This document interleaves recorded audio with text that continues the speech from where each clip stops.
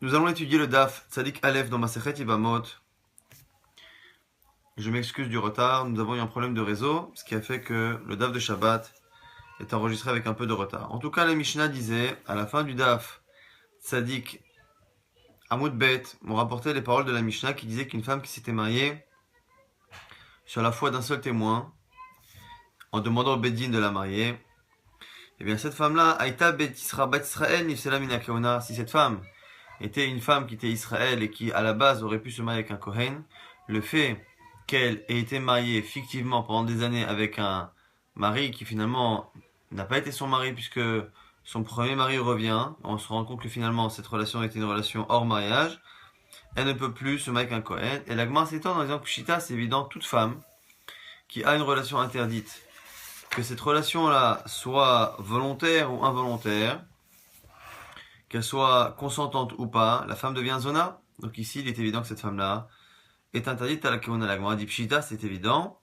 La Gemara répond Bat levi mina maaser, itzteri chale. Ici, la nécessité, effectivement, cette halakha-là n'est pas nécessaire, mais c'était une introduction à la halakha suivante de la Mishnah, qui elle est nécessaire, et nous dit que la fille d'un Lévi, qui à la base peut consommer du maaser, eh bien, cette fille de Lévi-là, si elle est dans la situation de la Mishnah, c'est-à-dire qu'elle s'est remariée après la disparition de son premier mari, sur le témoignage d'un seul homme qui dit qu'il est mort, et que son mari est revenu, cette fille-là ne peut plus consommer du maaser.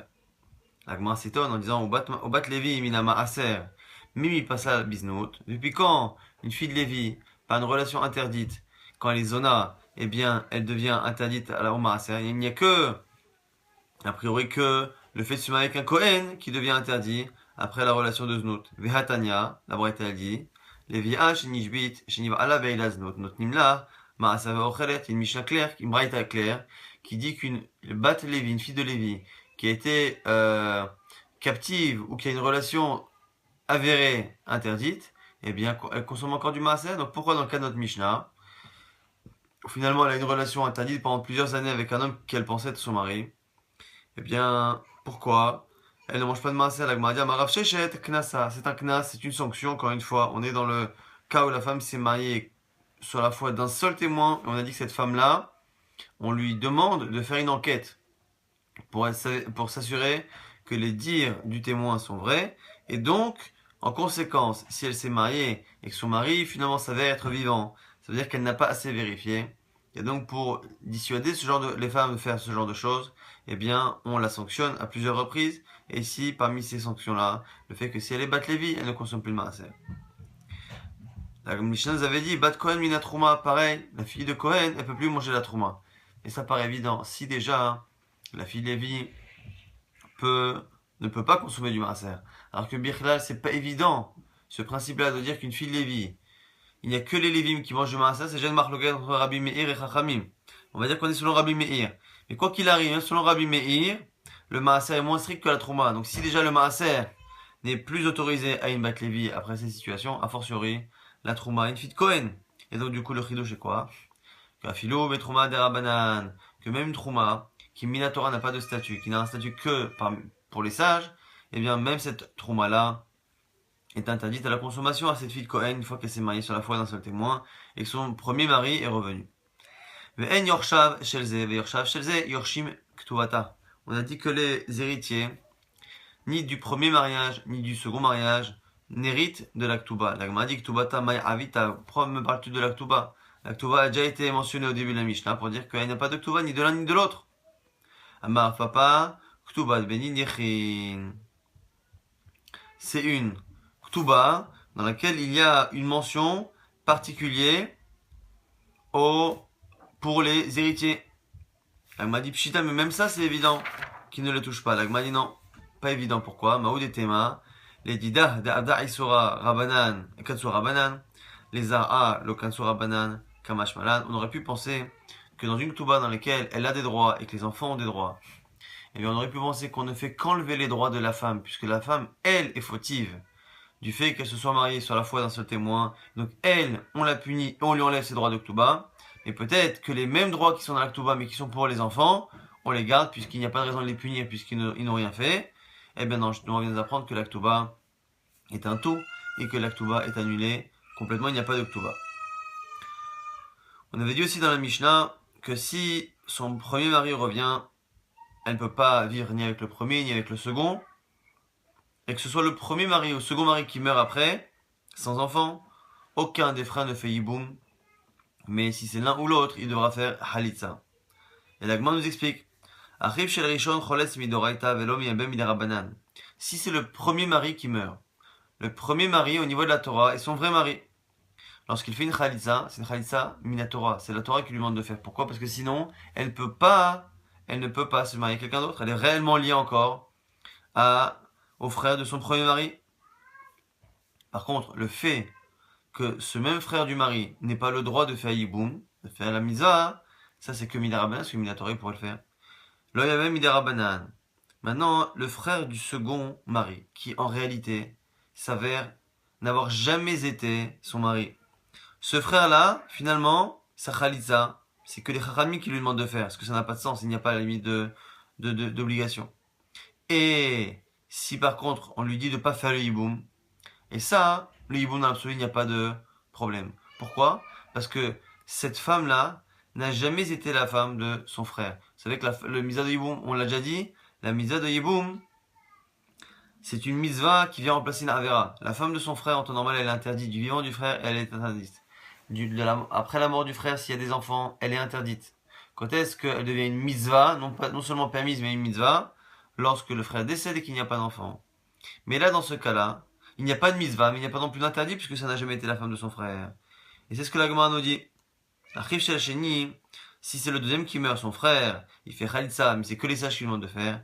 Mais l'homme yabem, l'omidoraita, et l'omidarabanan. Et il ne fait pas yiboum, parce qu'il n'y a aucune raison dans l'absolu. Elle n'a jamais été ni la femme de son frère, ni midoraita, ni midarabanan. Rabbi Yossi Omer, Ktubata al Nise Ba'ala Rishon. On avait dit dans la Mishnah que le premier avis, qui était Tanakama, Chachamim, pensait que lorsque la femme s'était mariée sur la foi d'un seul témoin, il n'y avait rien, aucun droit, pas de Ktuba, ni de l'un, ni de l'autre. Le mari ne peut pas non plus toucher l'argent que la femme gagne. La khalitza n'a pas d'effet dans le sens où elle ne peut pas dispenser une autre femme. Si deux femmes sont mariées au même homme, la khalitza de cette femme-là ne dispense pas l'autre. En tout cas, on voit que tout est exclu. Maintenant, viennent d'autres avis de Tanaïm qui viennent dire que non, finalement, le fait de dire que les deux mariages sont considérés comme étant nuls, eh bien, c'est pas si total que ça. Rabbi Yossi Omer, Ktubata al-Nirse Ba'ala Rishon. Rabbi Yossi est le premier à dire qu'il y a comme une Ktuba sur le premier mari. Rabbi Lazar nous avait dit dans la Mishnah que Rishon Zakal Ben Tsiatam Maseadea, que autre chose, c'est que le premier mari, si la femme gagne de l'argent, ça lui revient à lui comme une femme normale. Ça, c'est le point commun qu'il y a avec un vrai mariage. Rabbi Shimon Omer, Biata o Khalisatama Chivri Shel Rishon, Poteret Sarata Venavlan Mimeno Mamzer. Si le frère du premier, il fait Yiboum Khalitsa, ça marche, enfin il pas Mamzer, et ça dispense l'autre femme de cet homme-là du Yiboum ou de la Khalitsa. Maintenant la question, et ça va être une marloquette entre Ravuna et Rabbi Yochanan, c'est lorsqu'on a l'avis numéro 1, numéro 2, numéro 3, Rabbi Yossi, Rabbi Lazar, Rabbi Shimon. Est-ce qu'ils sont d'accord les uns avec les autres? Et si c'est le cas, qui est d'accord avec qui? Est-ce que celui qui vient après le premier, il vient toujours rajouter sur ce que le premier a dit, en disant je suis d'accord mais je rajoute? Donc est-ce que Rabbi Lazar est d'accord avec Rabbi Yossi mais il rajoute encore un cas où le mariage est considéré comme étant valide, et Rabbi Shimon est d'accord avec les avis 1 et 2, ou l'inverse? Ravuna nous dit que les derniers sont d'accord avec les premiers, mais pas l'inverse. Et il va donner une logique. Rabbi Shimon modèle les Rabbi Lazar, des mabi'at aikar isura lo kanis, kol sheken limtsiata masiadea des mamonahu. Rabbi Shimon, qui est le dernier avis, qui pense qu'on n'a pas fait en sorte d'annuler la bi'a. La bi'a, donc c'est cette relation-là que le frère du défunt a fait, du défunt qui est le premier mari. Si on a fait en sorte que cette bi'a-là, cette relation-là, elle garde son statut habituel, donc on n'a pas fait de knas, on n'a pas sanctionné cette relation-là au point de lui changer son statut. Si déjà on ne sanctionne pas sur une relation qui n'aurait pas dû avoir lieu, a fortiori qu'on ne va pas sanctionner sur de l'argent, et donc on laisse l'argent de la femme revenir chez le mari comme d'habitude, et on laisse la ketouba du premier mari comme d'habitude. Mais l'inverse n'est pas vrai. Rabbi Lazar l'a modélé, Rabbi Shimon, Mitsiata ou Masea Ademamona ou Lokanis, Aval Biade Isurahu ou Kanis. On peut très bien penser par contre que sur l'argent, ils n'ont pas fait de punition, de sanction, mais sur la bia, la relation, si. Et Tavayou, modèle le Rabbi aussi.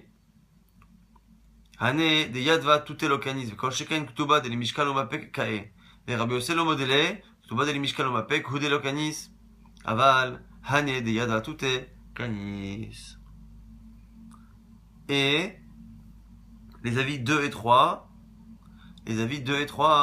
sont d'accord avec l'avis numéro 1.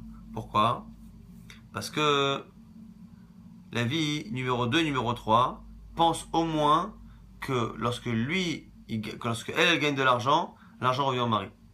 Donc si déjà, du vivant du mari, ce qu'elle gagne revient au mari, qu'on n'a pas fait de knas, on n'a pas sanctionné, on n'a pas empêché les droits et les devoirs financiers que l'un a envers l'autre lorsque ils sont vivants et lorsque ils sont ensemble, parce qu'ils ne sont pas encore divorcés, a fortiori que lorsqu'ils se séparent par un guet, que l'actuba, que les liens financiers peuvent être encore gardés. Mais l'inverse ne sera pas vrai, le premier avis ne sera pas d'accord avec les avis 2 et 3. Rabbi Yochanan a une autre logique. Amar, Kamae, Module, Batrae, le Module, Kamae. C'est l'inverse.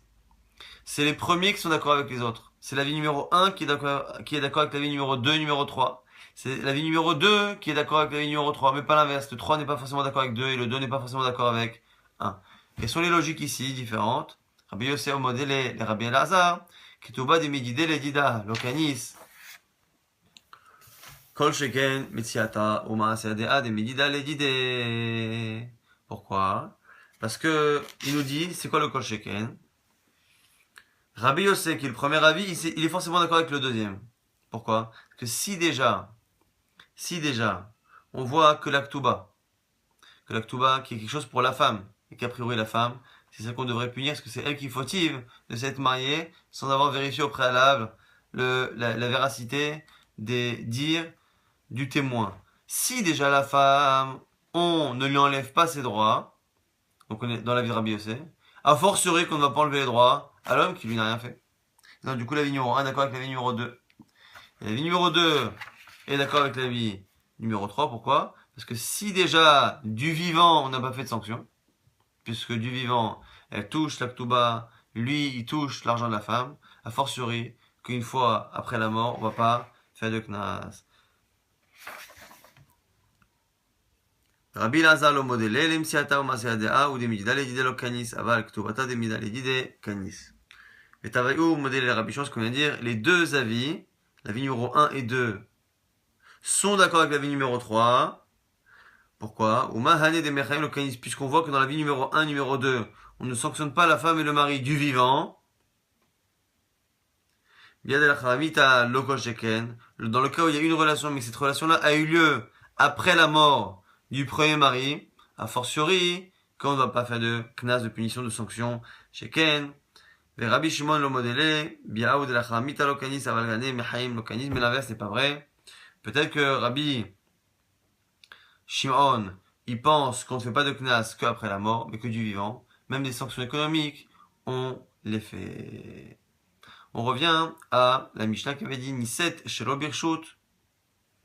Si elle s'est mariée sur l'autorisation du Beddin, ce qui veut dire donc avec un seul témoin, eh bien, muteret la hazolo, elle peut se remettre avec son premier mari.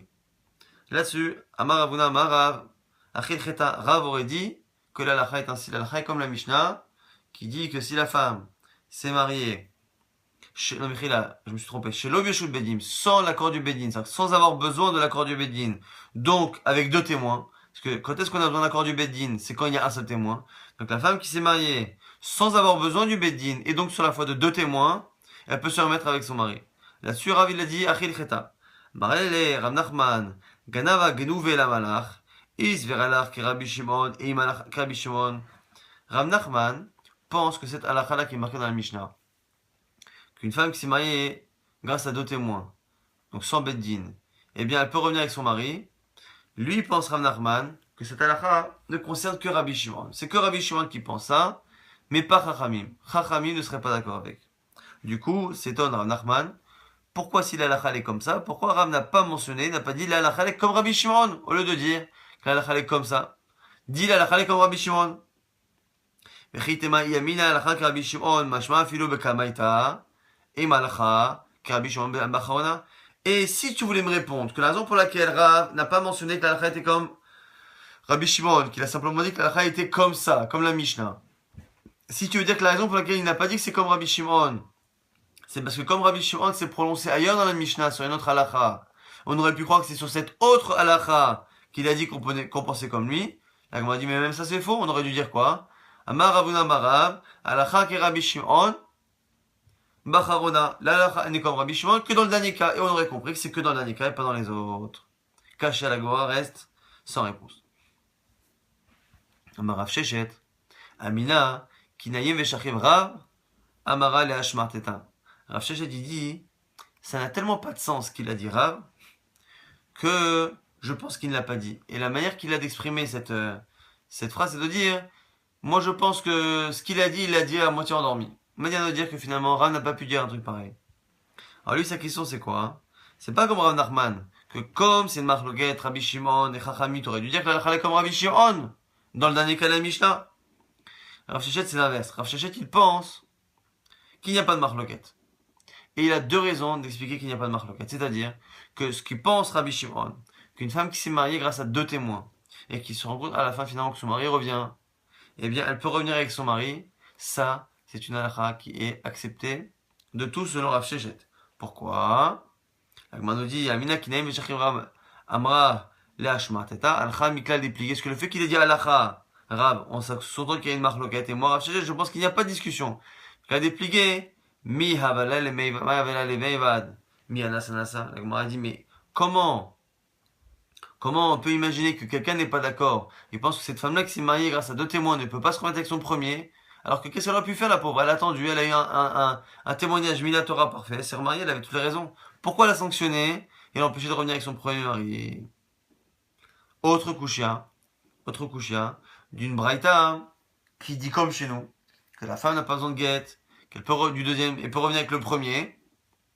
Donc on voit cela. Et on va faire par déduction, on va se rendre compte que cette halakha ne peut pas être Rabbi Shimon. Donc c'est forcément Chachamim, et Chachamim qui dit la même chose que chez nous dans la Mishnah. Et donc finalement, ce qui est marqué dans la Mishnah chez nous, c'est pas forcément Rabbi Shimon, c'est même Chachamim. Et c'est donc pour ça que Rav n'a pas dit que l'halakha est comme Rabbi Shimon. Vérod, Tanya Yin Braïta qui dit Kol arayot sheba Torah en tzrichot im minuget chus meshet ish shenisat alpi bedin. Toutes les femmes interdites de la Torah, toutes les arayot, toutes les femmes interdites de la Torah, qu'un homme épouse, ça n'a pas de chalout, ça ne fait rien du tout. Sauf la femme mariée qui s'est mariée grâce au bedin. C'est-à-dire qu'il y a eu un seul témoin qui est venu, la femme elle a dit j'en ai marre d'attendre, acceptez de me marier, il y a un seul témoin, c'est suffisant. Les Chachamim, ils acceptent dans ces cas-là. Mais on voit que toutes les relations interdites de la Torah demandent un guet, sauf celle qui s'est mariée sur la foi d'un témoin. Ce qui veut dire que lorsqu'il y a deux témoins, elle n'a besoin ni de guet, ni elle est interdite de se remarier avec son premier mari. Et donc du coup, cette braïta-là va comme chez nous, qui dit que lorsque la femme s'est remariée grâce à deux témoins, elle n'a pas besoin de guet du deuxième, elle peut se remettre avec le premier. Mais par contre, s'il y a un seul témoin, il faut un guet. Comme ça que on a déduit. La Gemara dit Alpi Bedin ou Debanagita, Alpi Edim Lobanagit. On voit que s'il y a deux, pas besoin de guet. Mané c'est qui? Il est ma Rabbi Shimon. Si tu veux me dire que c'est Rabbi Shimon, impossible. Pourquoi? Parce que ça pourrait être Rabbi Shimon sur la partie qui parle des deux témoins, mais sur la partie qui parle d'un témoin, le fait de dire que dans ce cas-là, lorsqu'il y a un témoin, eh bien il faut un guet du deuxième, ça peut pas être Rabbi Shimon. Pourquoi? Mi Banyaget Vea Tanya Rabbi Shimon Omer, Asu Bedin Boratan, qui donne Ish Beisha Alpi Edim, Kish Gagat Ish Beisha. Rabbi Shimon nous a dit que les Chachamim ont fait en sorte que leur autorisation à eux vaut comme une relation interdite volontaire. Et lorsqu'on se base sur deux témoins, c'est comme une relation interdite d'adultère, mais de manière involontaire. C'est-à-dire, lorsque les sages ont autorisé une femme à se marier sur la foi d'un seul témoin, on considère cette relation-là comme une relation adultère volontaire, puisque cette femme-là aurait dû enquêter. Alpi, Edim, si par contre ça s'est fait avec des témoins, et donc il y a eu deux témoins, donc c'est normal qu'elle se marie, c'est comme un shogeg, elle n'a pas pu faire exprès, c'est comme une relation interdite, beshogeg. Ce qui sort, c'est que dans les deux cas, il n'y a pas besoin de guet. Puisqu'une relation hors mariage, volontaire ou involontaire, n'a pas besoin de guet. Or, on assimile les mariages faits grâce à la foi de un et deux témoins, on les assimile à une relation interdite, volontaire ou involontaire, qui n'a pas besoin de guet. Donc chez nous aussi, il n'y aura pas besoin de guet. Donc Rabbi Shimon, avec un témoin ou deux témoins de la mort du premier mari, quoi qu'il arrive, il faudra jamais de guet.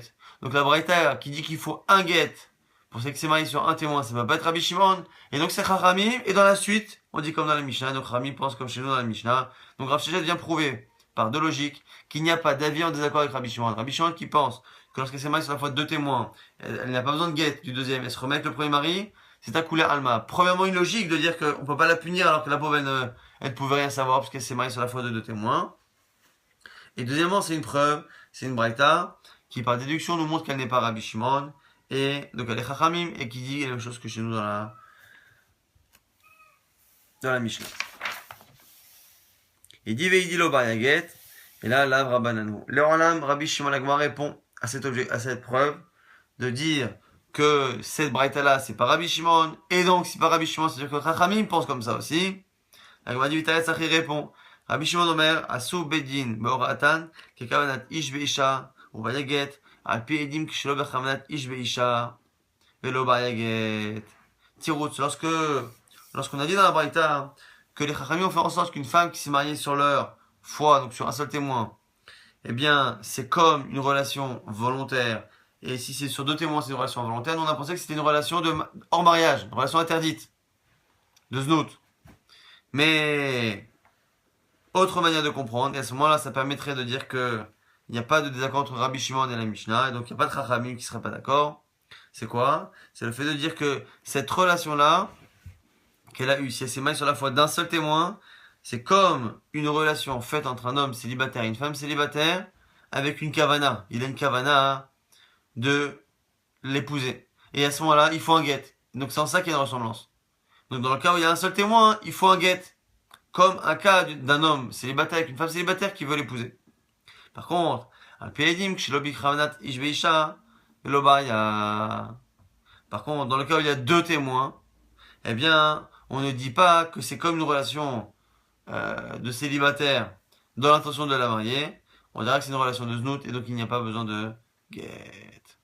Ravashi propose un autre pshat pour expliquer en quoi cette braïta n'est pas forcément comme Chachamim et donc du coup on n'a pas de preuve qu'il y a un avis qui n'est pas d'accord avec Rabbi Shimon.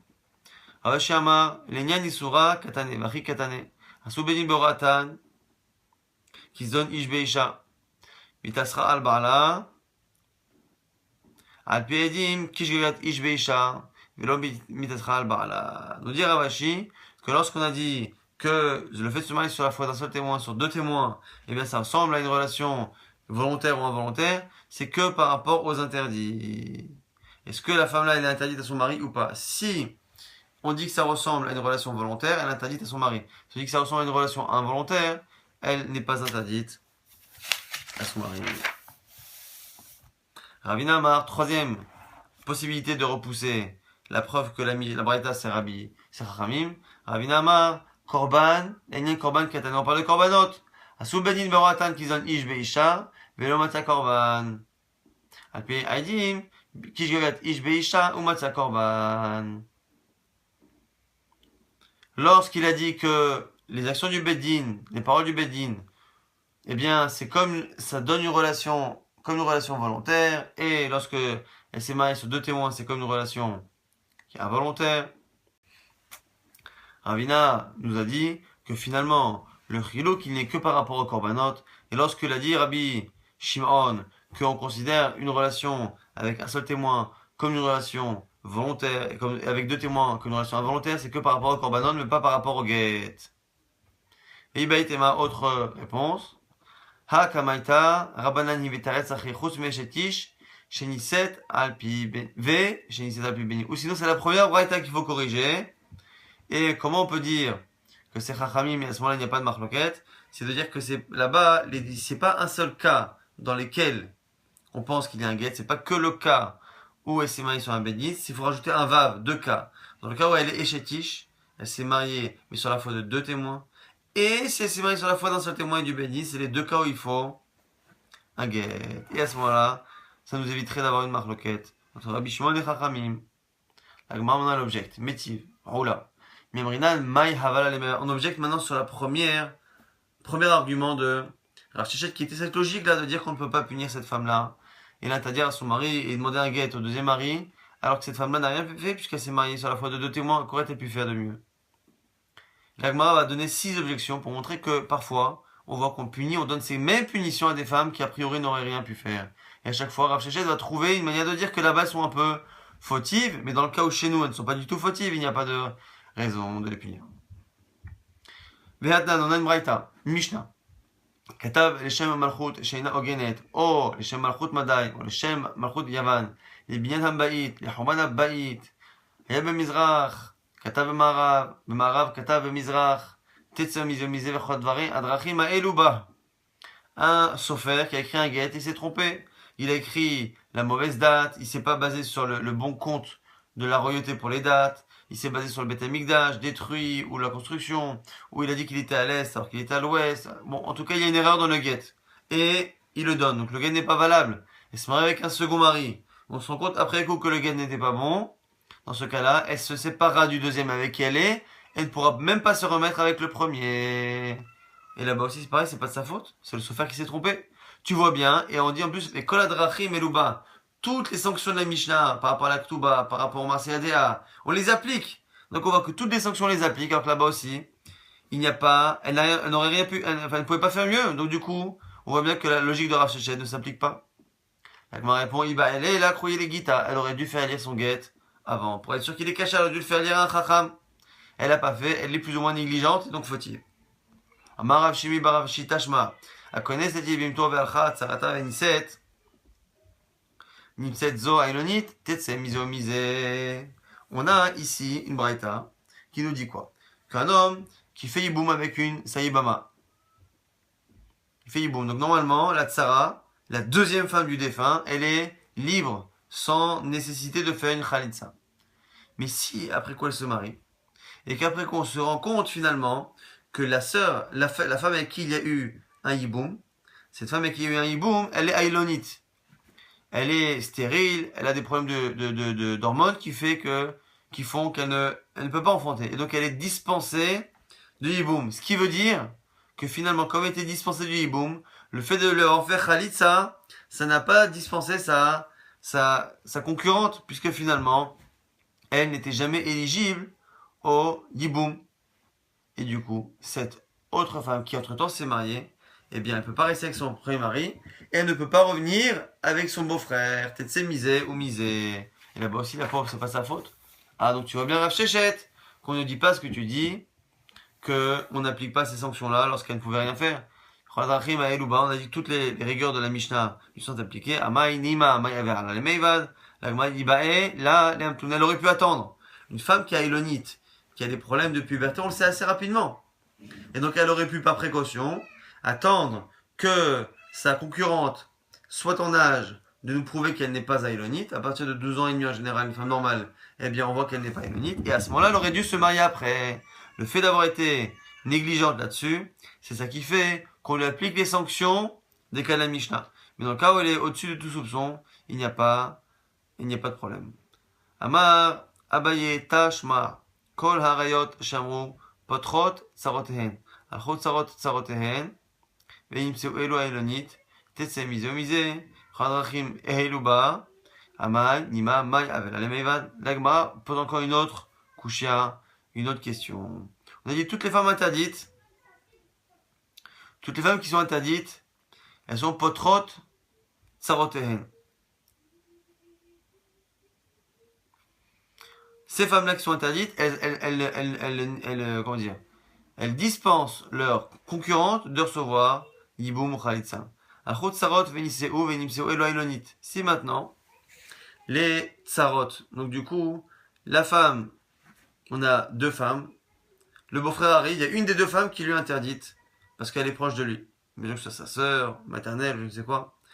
Il se retrouve à avoir une qui est interdite. Non seulement il ne peut pas faire la mise avec elle, mais il ne peut même pas faire la mise avec l'autre. L'autre, elle est dispensée. Et on lui applique tout.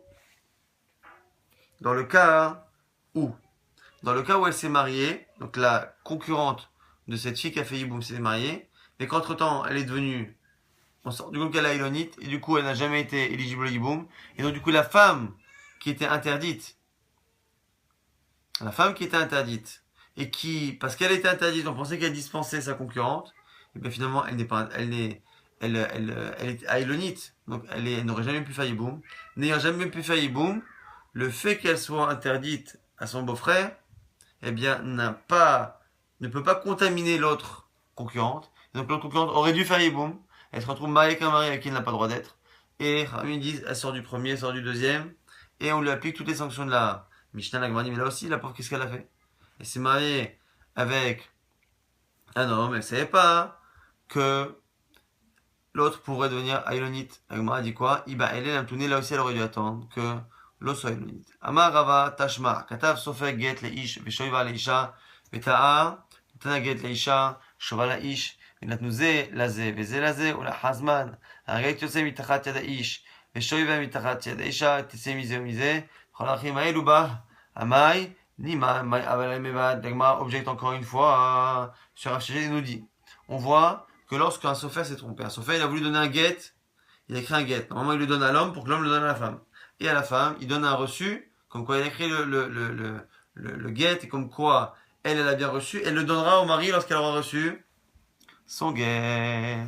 Maintenant si le sophère s'est trompé et qu'il a donné le guet non pas au mari pour qu'il le donne à la famille, qu'il l'a donné à la femme y voit que du feu, elle s'apprête à le rendre. Et à l'inverse, pour le mari, la Gemara dit quoi? Elle dit que s'il s'est trompé, et que cette femme-là, ayant reçu un pseudo-guet qui n'en est pas un, eh bien elle va se remarier, et qu'après elle se rend compte de l'erreur, elle peut signer avec le deuxième et avec le premier. Elle a aussi la peau, c'est pas de sa faute, c'est le sophère qui s'est trompé. Pourquoi on l'a puni? Et la Braïta nous dit, on lui applique toutes les sanctions de la Mishnah. La Gemara répond, là aussi pareil, elle aurait dû faire lire son guet, un chacham.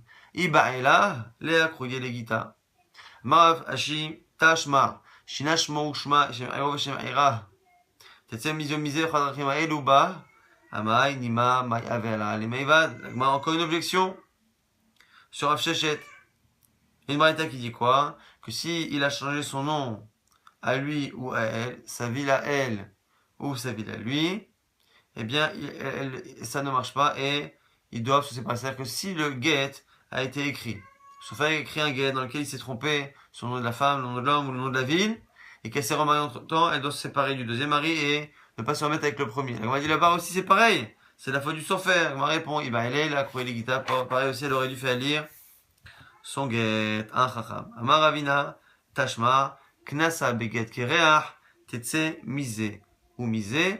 Ravina nous dit, viens apprendre, sixième objection à Rav Sheshet, que lorsque un homme a fait un guet, et un guet qui est réach. Donc, un guet qui est réach, c'est un guet qui n'est pas caché pour un Kohen. Les Kohanim, comme les Kohanim sont des gens qui peuvent s'emporter, et qui en plus, s'ils divorcent par emportement, ils peuvent plus récupérer leur femme, puisqu'un Kohen n'a pas le droit d'épouser une divorcée, même si c'est sa divorcée. Eh bien, on a fait en sorte que les Kohanim, lorsqu'ils font un guet, ils ont plus de problèmes, plus de complexité, et ils doivent avoir, au lieu d'avoir 2 témoins, entre autres, ils doivent avoir 3 témoins. Maintenant, si le Kohen s'est trompé, et qu'il a donné un guet, mais un guet qui n'est pas caché pour les Kohanim, c'est un guet qui est réach, et elle savait pas, elle est partie se marier, elle se rend compte après, eh bien, elle se sépare du deuxième, et aussi du premier. On m'a dit, mais la pauvre, qu'est-ce qu'elle aurait pu faire? Elle est là, pareil, elle aurait dû faire montrer son guet, et qu'on se rend compte que finalement, il n'est pas caché pour un Kohen. La Gemara enchaîne et dit que bon, la logique de Rav Sheshet, qui est de dire que finalement, comme quand une femme ne pouvait rien faire d'autre, et bien du coup on ne la punit pas, et donc du coup, elle a le droit à tous ses droits de mariage. Rafa pas, ça va les mevad ouvda. Bemai haval les mevad. Il a failli un jour appliquer cette halakha-là, que lorsque la femme n'aurait rien pu faire, et bien du coup, elle garde ses droits. Amalé Ravuna, verrez les Ravishol et Rapapa, mais il lui a répondu Ravuna en disant Veatania Kolani Matniata. Et pourtant, tu as vu qu'on a rapporté 6 braïtot qui ont l'air d'aller contre cela. Rapapa il répond Amalé, Velav Shaninu. Mais comment t'as pas répondu à chaque fois? Il y a eu 6 objections, à chaque fois on a répondu Amalé, Veashinouye Leikou Velismor. Ou pas ça, il m'a dit t'es gentil. Le fait que les 6 questions aient été répondues, c'est une chose. Mais c'est pas parce que ça a été répondu et que c'est pas repoussé complètement qu'on peut se baser sur cette logique-là de dire que forcément que si elle n'a rien fait, elle n'est pas punie. On peut pas se baser là-dessus pour faire une halakha et qu'il n'y ait que Rafapa a accepté à la fin ces choses-là et qu'il n'a pas voulu faire l'halakha comme comme Rav Sheshet qui dit qu'une femme, tant qu'elle n'a rien à se reprocher, eh bien elle ne perd aucun de ses droits.